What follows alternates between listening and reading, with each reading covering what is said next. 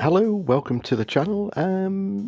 Well, this isn't a review, this is just pointless toys I've found in the shops, and this is the most pointless toy I've ever found. It just goes back and forth, it cannot turn, technically, and it's from a car that you get in a watch. I mean, to a kid it's pretty cool because there's a car in a watch, but no, it's pretty rubbish. It actually serves no real purpose at all. I mean, you know, rubbish. Oh, that hit my ghoulies. Run VT.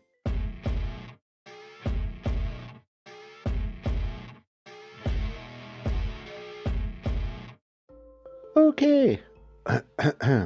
Okay, this is a broken down Nerf gun that I used for parts on different builds. It's been rattling around in my Gribblies box for a long time, and I thought, and now's the time to build something. So I'm going to start scratching that build.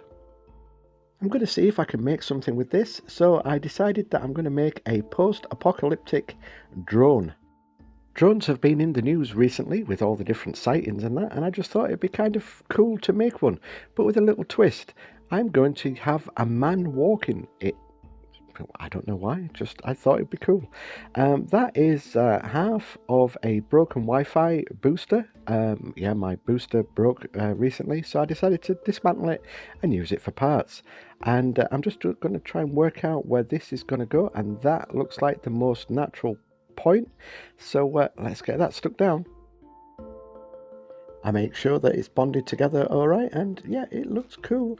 So let's move on to the next bit. I decided that I'm going to use the antennae that came with the booster, and I'm just working out where they will be able to fit. At the moment, it's not looking good. Oh, hang on. What about if I put them? Yeah, right, I'm going to stick them down there. There was a slight gap that was preventing me from sticking the antennae to the base plate, but I used a bit of EVA foam just to stack it up a little bit and make a better purchase for the super glue to grip. And there we go. That's what it looks like now. And this can look like anything it wants because, well, we've seen lots of different shapes and sizes of different drones in the news recently. So that's how mine's going to start looking. There is a slight gap at the underneath of the drone, so what I'll do is I'll just quickly get a piece of broken kit, just a panel from, I don't know, some model, and just plug that hole, just like that.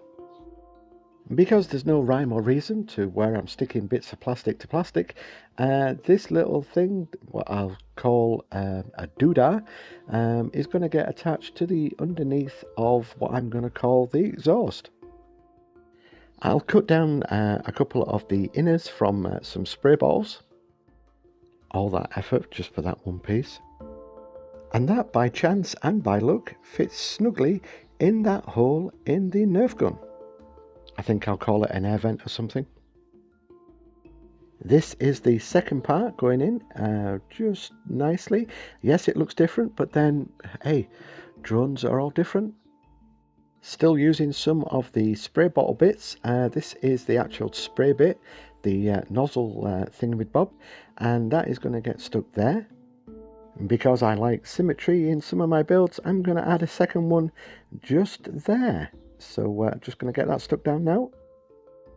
Lego fans, don't look away. This isn't Lego, this is that cheap knockoff stuff. I'm just looking for parts because I've got a gap and I want to fill it. That's what she said. I'm going to glue these two parts together and see what it looks like.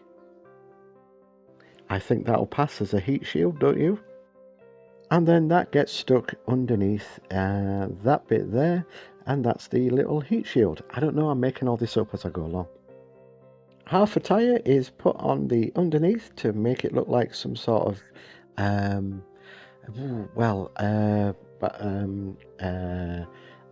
lift-off device. I really don't know. I just thought it needed it. And shock horror, I'm borrowing something from my own shed, which is strange because I don't own a shed. I'm going to cut down this hose pipe adapter and use that as a exhaust sort of thing for the back of the drone. And now some more spoons, plastic spoons to be precise. These are getting scarcer and scarcer where I live because everything's being moved over to eco-friendly wooden spoons. For some reason, I don't understand why. I'm going to nip it down because I want some wings either side of my drone, and these spoon bits will do just the trick. To get a better gripping point for the spoons, I attached and glued some EVA foam onto them, and then it's just a simple task of gluing them into place like so. That's how the drone is taking shape so far. It's looking pretty good, but it needs more Gribblies.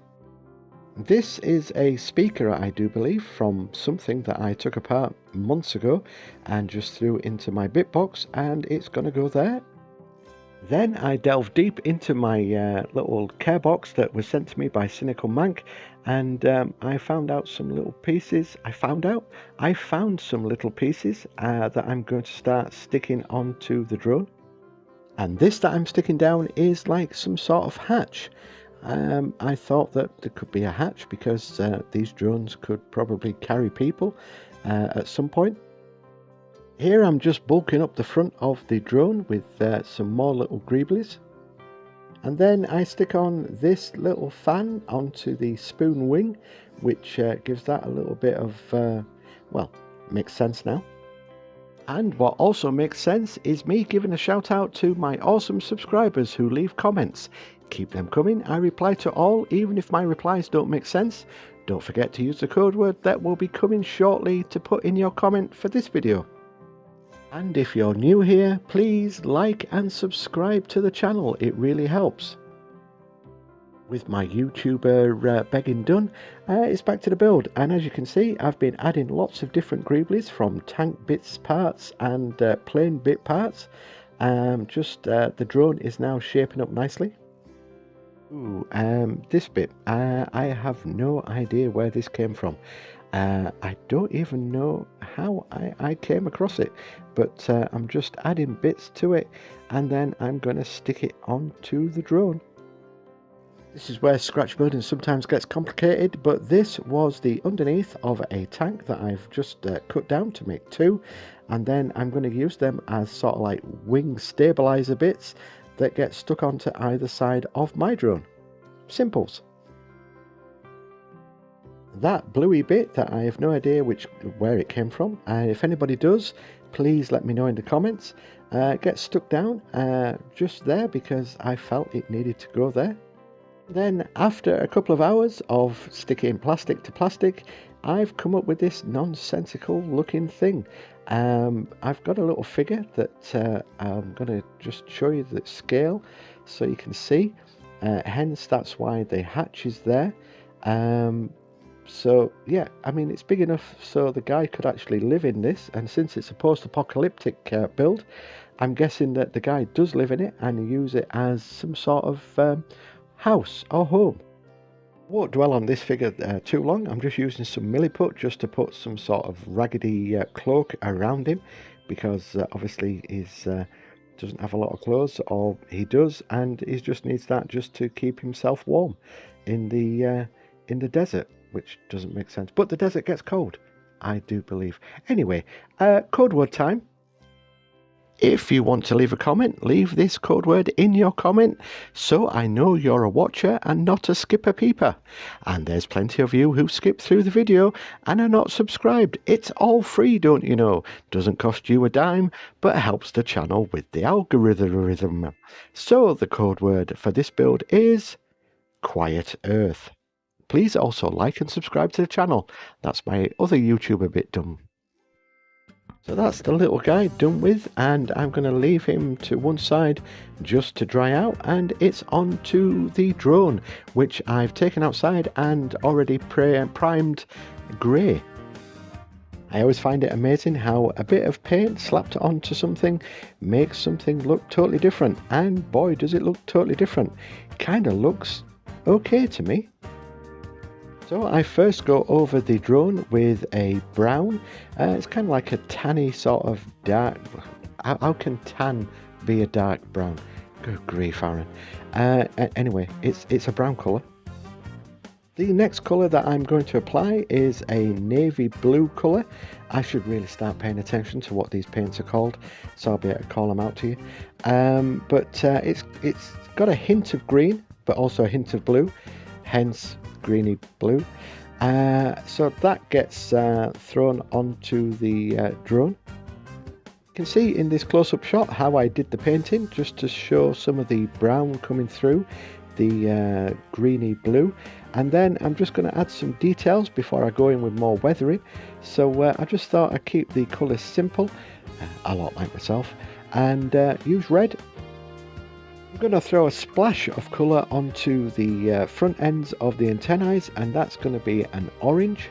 I'll also add orange to little bits of panels over the drone as well. Try and bring out some of the shaping of the Nerf gun. I'm just going to go in with some brown just to hit some of the panels. I use a little brass that I'll tone, well it's not, yeah I think it is brass, to make this look like a pipe of some sort. Rummage in my folder of transfers and decide to stick some transfers on to make it look like at one point it was a military vehicle. Controversial, I know. Some random numbers are getting stuck down. The reason why I said it was controversial is because the military do not confirm or deny the use of drones in civilian airspace. Yeah, but we all know. To add a little bit of chipping, I'm going to use a Sharpie just to highlight some of the panels. Yes, this bit did take a while, but I think it was worth it. Now there's time to address that little gap there, which I'm going to, I'm going to cover the gap with something that has been rattling around in my Gribbly box for months and months.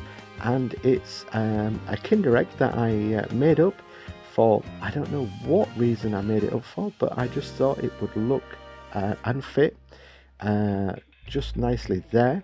So that can be some sort of fuel container. Now this is my new latest trick that I like doing, putting the wash into my airbrush and then airbrushing it on and not brushing it on with a paintbrush. I kind of like this a lot better than just slathering it on and dabbing it off. I have a little bit more control of where I'm putting the washes, so I'm just going to get this all dirtied up. The underneath was lacking something, and I found this in my bit box, and you'll see what that is at the when the glamour shots come shortly. I try and blend all the underneath in with the top bit just by giving it another dark wash.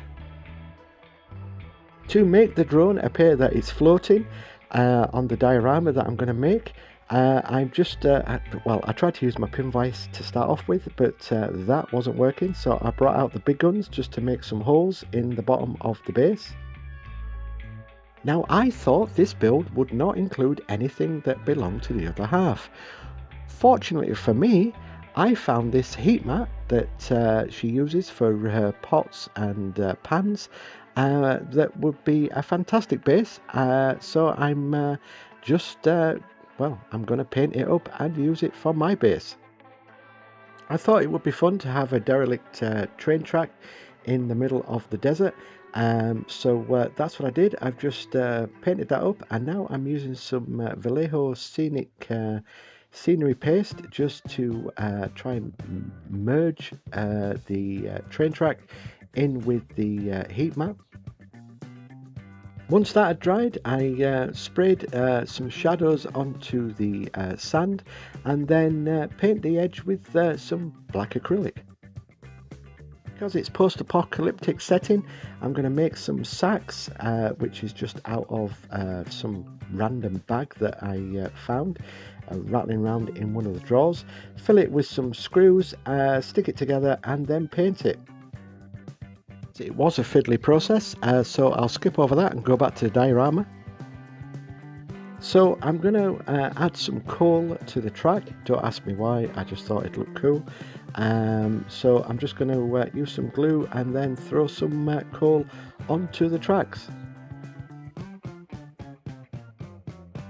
While the diorama is still wet, I'll stick some foliage onto it just to give it a little bit of colour and a little texture.